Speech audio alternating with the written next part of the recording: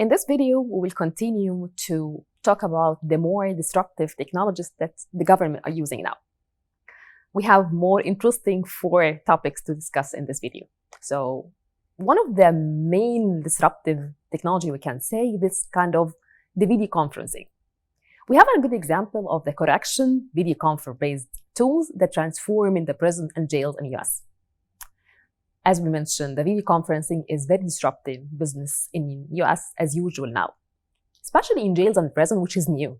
This is a two-way, one of the rising use of the telemedicine to reduce the inmate health care costs and to increase the access to a certain type of care for the prisoners.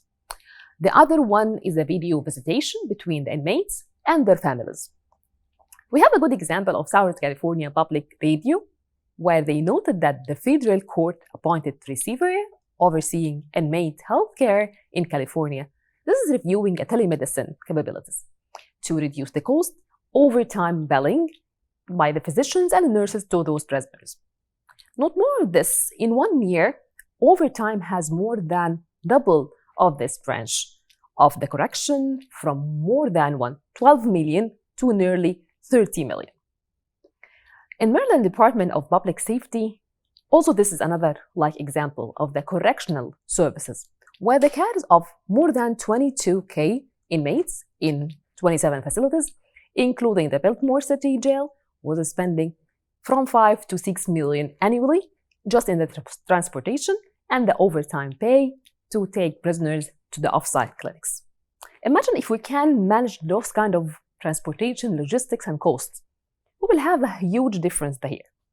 That's why more than 500 facilities in 43 states, they started to use kind of video visitation and the prison and jail telemedicine to make it sure.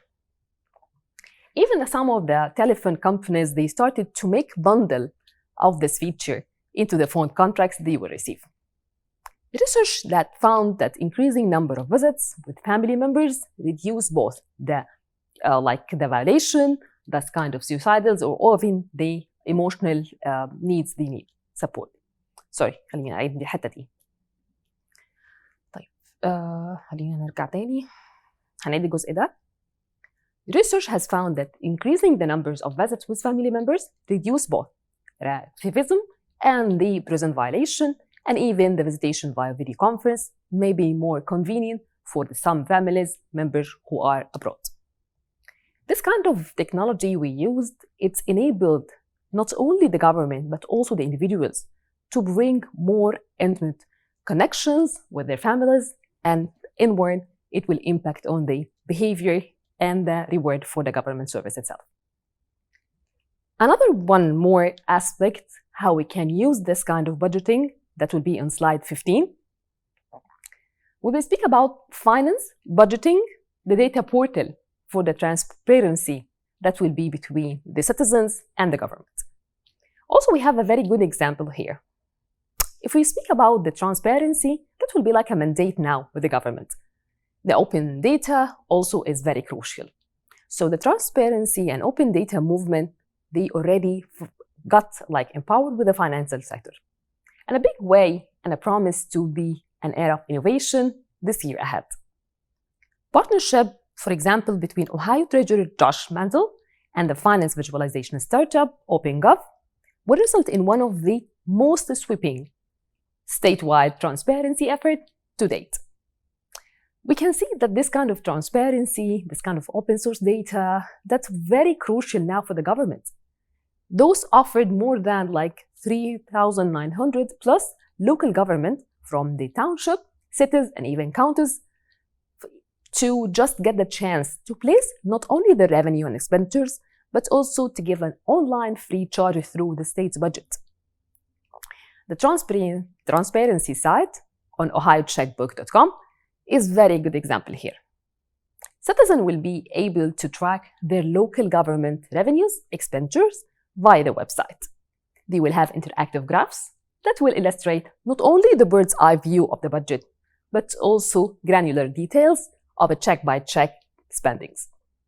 You as an individual now can contribute to give feedback or even some comments or even ideas how this spending of the government can be improved otherwise. Across the country, other cities and counties are moving toward the financial transparency as well. We have a good example in Auckland, because they have what we call the Open Auckland, that will be a civic tech innovation bridge from the Code of America that has developed a visualization tool. We call it an open budget that will allow the public to explore the city budget. They can contribute now. You are not only a receiver, you are also a decision maker. This kind of conservation feature lets users ask questions and discuss every line item of the city budget. Residents now are more responsible, interactive, and engaged in kind of the financial disruption. Houston also can take a part in this kind of budget bootcamp. If you are now reside in Houston, you can take this kind of bootcamp. You can learn from the Code of Houston project to conceptualize the city-sponsored hackathon that will help citizens to be better visualize and understand the city annual operating costs. So you can tell them, are you doing fine, or how you can improve your spending from the perspective of financial technology. We have lots of examples, and those examples are running day by day. Some are mainly keen about the government, some are into citizen, but at the end, it will benefit both. I also have a good news for you here with the disruption, that your regular driving license one might be vanished soon. Because we have what we call the DMV, which is the driver's license, there will be very, we can say now, let's start again, sorry. خليني نجرب تاني. هنوقف ونبدأ تاني slide 16. Slide 16. If you are driving your car, today I have a good news for you. Because we have what we call it the DMV, which is the driver license that will be very soon an app. You don't need your laminated driving license anymore to keep you in the world. Eventually, this will give you an app into your smartphone that will need no change and will be wider significance of how citizens will interact digitally with their government. You don't need to hold lots of documents or consider loss of your documents or anything, especially the driving license. Consider using a digital driver license, noting that the residents routinely use the smartphones in their daily lives. And there are financial and environmental costs of producing those plastic driver licenses, so we can replace it with an app or disruptive technology, we call it. The last example I'm gonna cover with you today is the transportation and mass transit, the big through of just around the corner. This is very interesting one because what will be more essential than the transportation? This is a very interesting topic today. In disruptive transportation, the mass transit is an urban planning is very, we can say, hypertized one, and they are connecting to everyone. That's why the connection of the vehicle technology and autonomous vehicles is very booming now. The US, also the Department of Transportation, they are expecting a great thing from this kind of connection of the vehicle and the future that will be around the corner. The vehicle-to-infrastructure communication capabilities and anonymous information from the passengers, wireless devices, will rely through dedicated short-range connection and can provide transportation agencies with improved traffic, transit, and even the parking data. This will make life easier to manage the transportation and in this kind of commuting management system. And that will also can increase the traffic safety where we all looking for. We have new applications that being considered for the proposed deployment, including dynamic speed harmonization, application that aim to recommend target speed to responsive congestion. So you don't care about the car or how fast or slow you are in your way. Also, the incident and road conditions can be managed through this kind of app.